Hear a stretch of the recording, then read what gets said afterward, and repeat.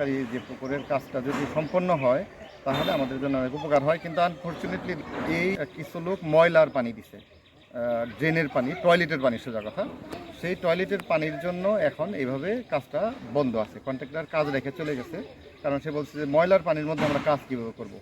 এইটা সমাধানের জন্য আমাদের পাথালি ইউনিয়নের বিএনপি সভাপতি জনাব আব্দুস সুবহান চাচা, ইউনিয়নের সেক্রেটারি আমিনুর রহমান ভাই সহ এলাকার মানুষজন, গণ্যমান্য ব্যক্তিরা এসব সিদ্ধান্ত দিয়ে গেছে যে এই পুকুরটা যেন 2 থেকে 4 দিনের মধ্যে এই লাইনগুলো অপসারণ করা হয়।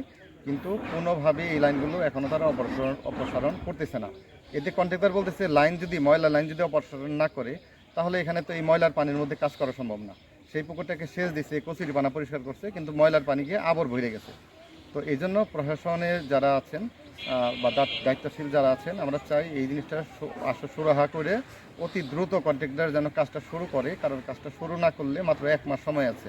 আমি যতটুকু জানতে পেরেছি এই সময়ের মধ্যে যদি কাজটা সম্পন্ন না করা যায় তাহলে এই টাকাটা হইতে পারে সরকার রিটার্ন নিয়ে যাবে, এবং এটা আমাদের এলাকার জন্য, আমাদের গ্রামের জন্য একটা খুবই সুবিধাজনক একটা বিষয় হবে। আমরা অনেক ভালো একটা উন্নয়ন বা পরিবেশ উন্নয়ন বা একটা ভালো অবস্থান থেকে আমরা হয়তো পিছাই যাব। অনেক পুরের কোনো উন্নয়ন, কোনো কার্যক্রম আমরা হাতে পাইনি।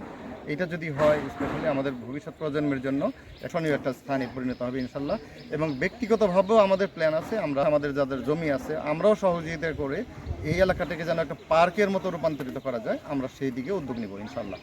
এটা আমার এই ব্যাপারে আমাদের কমিটমেন্ট অনেক স্ট্রং, এবং এলাকার সবাই চায়, একদম 99% পরিবার চায় এই পুকুরটার উন্নয়ন যেন অতি দ্রুত সম্পন্ন হয় এবং এই বাজেটের মধ্যেই যেন এই সংস্কার কাজটা সম্পন্ন হয়। ধন্যবাদ। আসসালামু আলাইকুম। সংস্কারের জন্য আমাদের একটা অনুদান আসছে সরকার থেকে, তো সেখানে ফাইনালি আমাদের এখনও ওইভাবে কোনো কাজ হয়নি, সামনে সময়ও বেশি একটা নেই। তো আমাদের এই কাজটা যদি সংস্কার হয় আমাদের এলাকার অনেকটা উন্নয়ন হবে।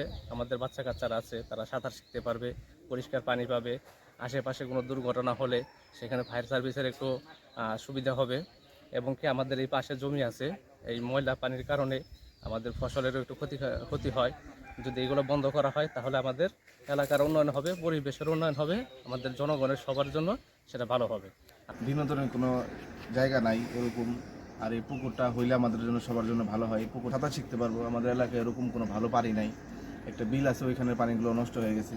এই পুকুরটা যেভাবে আসছে পরিকল্পনা হয়ে, এইভাবে যদি পরিকল্পনা হয়, যদি পুকুরটা পুরোপুরি হইতে পারে, চারিদিক দিয়ে লাইটিং করা হবে, ময়লার পাইপটাও দিয়ে রাখছে, এর কারণে হচ্ছে পুকুরের কাজটা হচ্ছে না। আর এর আগেও অনেকবার বলা হয়েছে, তারপরও পুকুরের পাইপটা এখনও সরানো হয় না, এর জন্য পুকুরের কাজটা বন্ধ আছে এখন। কিন্তু পুকুরের কাজটা যদি শুরু হয় আমাদের জন্য খুবই ভালো হবে।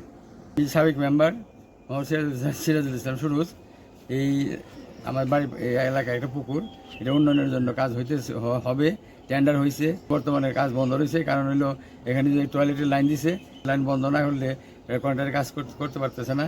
এই জন্য আমরা উন্নয়ন চাই। আর নিচে টয়লেটের নামায় জমি জমা আমাদের জায়গা আছে, ওগুলির মধ্যে ফসলাদি জায়গা, ওগুলি টয়লেটের বর্জ্য জমিতে ধান পাট করতে পারতেছি না।